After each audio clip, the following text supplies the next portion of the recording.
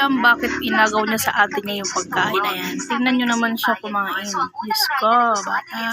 Pwede talaga siya. Isa tong space shuttle. First time din ni Lindsay ito. Paano siya kumain? Kasama ka niya sa ride na to is Daddy. Siyempre, taga-video ako. Grabe kataka. Ayun na pala sila guys. And alam niyo ba, ano sabi ni Daddy DP nung tinanong ko siya if takot pa si Lindsay? Hindi daw talaga siya takot. At first time ni Lindsay yan guys ha. Sa carousel lang kasi siya lagi kapag nasa arcade kami.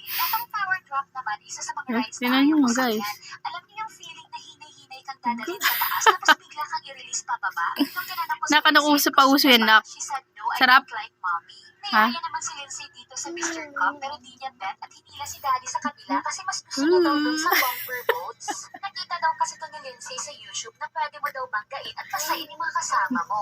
And I told her not to do it. So kumain naman si Daddy. And the second ride ni Lindsay, and then she is happy na pwede siya dito. Kaso nga lang, di daw pwede dalhin yung cellphone kasi syempre baka mahulog or what. Kaya iwan ko na lang yung phone ko kasi sasakay ako sa kabila.